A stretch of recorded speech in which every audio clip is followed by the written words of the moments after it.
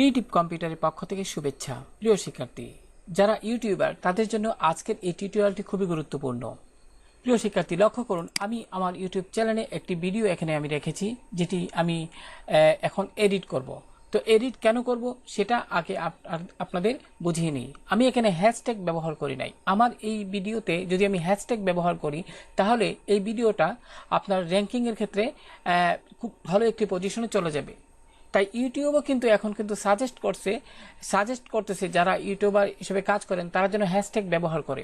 তো প্রিয় শিক্ষার্থী, আপনি যেহেতু একজন ইউটিউবার, আপনিও যদি আপনার ভিডিওতে হ্যাশট্যাগ ব্যবহার করেন, তাহলে আপনার ভিডিওটি সহজে কিন্তু আপনার র্যাঙ্কিং পর্যায়ে চলে যাবে। তো প্রিয় শিক্ষার্থী, লক্ষ্য করুন, আমি বর্তমানে এই আমার ভিডিওতে আমি রয়েছি। এমত অবস্থায় প্রথমে জেনে নেওয়া যাক হ্যাশট্যাগ আপনি কোন কোন জায়গায় ব্যবহার করতে পারবেন। হ্যাশট্যাগ সাধারণত আপনি আপনার যে ভিডিও টাইটেলটি রয়েছে, যেমন আমার এখানে ভিডিও টাইটেল রয়েছে ফটোশপ টিপস অ্যান্ড ট্রিক্স, এটা। তো আমি এখানে যদি হ্যাশট্যাগ ব্যবহার করতে চাই, সেক্ষেত্রে আমি এখানে এভাবে হ্যাশ চিহ্ন দিয়ে আমি এখানে এখন হ্যাশ চিহ্ন দেওয়ার পরে আপনি ট্যাগ হিসেবে কোনটা টাইপ করবেন।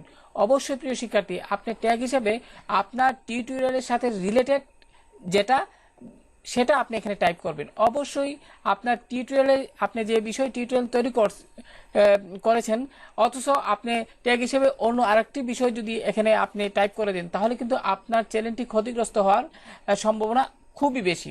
তো প্রিয় শিক্ষার্থী, কাজেই খেয়াল করবেন আপনি যে বিষয়ের উপর ভিডিও তৈরি করছেন সেই বিষয়ের উপরে যেন আপনি ট্যাগ ব্যবহার করেন। যেমন প্রিয় শিক্ষার্থী, লক্ষ্য করুন, আমি এখানে ফটোশপ টিপস অ্যান্ড ট্রিক্স এই বিষয়ের উপর আমি এখানে আমার ভিডিওর এটি হলো একটি টাইটেল। তো আমি যদি হ্যাশট্যাগের পরে এখানে ফটোশপ টাইপ করে দিই, যেমন এখানে PHOTOSHOP, লক্ষ্য করুন আমার কিন্তু এখানে ফটোশপ টাইপ করে দিয়েছি।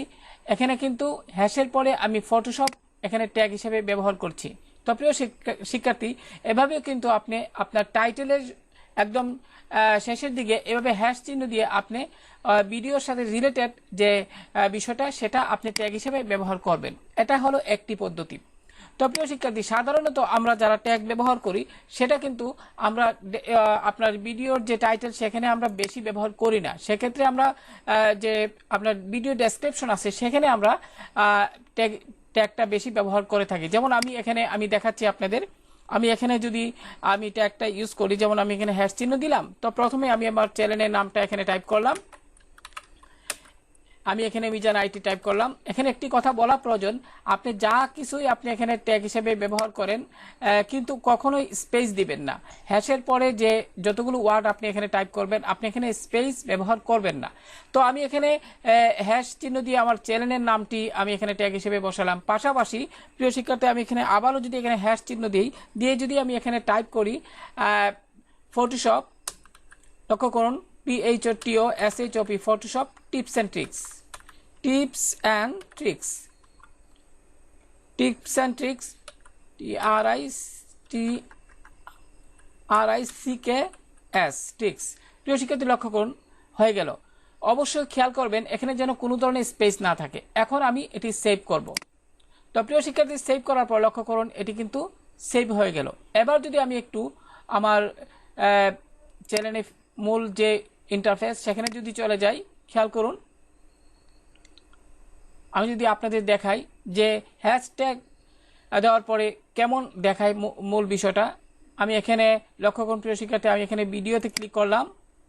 আমার চ্যানেলের যেখানে ভিডিও ট্যাবটি রয়েছে, আমি এখানে ক্লিক করার সাথে সাথে লক্ষ্য করুন আমি যে ভিডিওতে হ্যাশট্যাগ কিছুক্ষণ আগে ব্যবহার করেছি, আমি যদি এখানে একটু লক্ষ্য করুন এই ভিডিওতে কিন্তু আমি হ্যাশট্যাগ ব্যবহার করেছি। সেক্ষেত্রে আমি যদি এখানে ক্লিক করার পর খেয়াল করুন প্রিয় শিক্ষার্থী, ভিডিওটি কিন্তু এখানে চলতে শুরু করছে। এবার লক্ষ্য করুন প্রিয় শিক্ষার্থী, লক্ষ্য করুন আমার ভিডিওর যে মূল টাইটেল, এই টাইটেলের উপরে কিন্তু হ্যাশ মিজান আইটি আবার হ্যাশ দিয়ে ফটোশপ টিপস অ্যান্ড ট্রিক্স কিন্তু এখানে আপনার লেখা হয়ে গেছে। তো এখানে একটি কথা বলা প্রয়োজন যে ফটোশপ টিপস এখানে কিন্তু নির্দিষ্ট একটি ডিজিটের পরে কিন্তু আর প্রদর্শিত করবে না। লক্ষ্য করুন এখানে আমি যদি একটু এডিট করে নিই প্রিয় শিক্ষার্থী, লক্ষ্য করুন আপনারা মনোযোগ দিয়ে খেয়াল করুন এখানে ফটোশপ টিপস লেখাটি চলে এসেছে।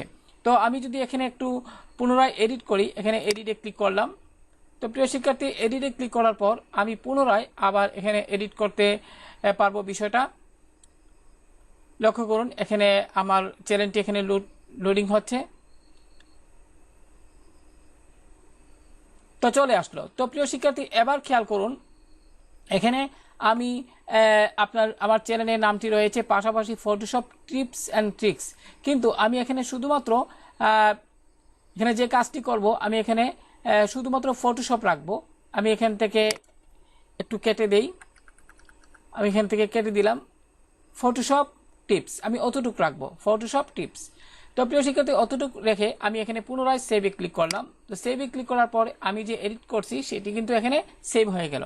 তো প্রিয় শিক্ষার্থী এবার যদি পুনরায় আমি আমার ইউটিউব মেইন যে ইন্টারফেস সেখানে চলে যাই, লক্ষ্য করুন প্রিয় শিক্ষার্থী, আমি এখানে মেইন ইন্টারফেসে চলে আসলাম।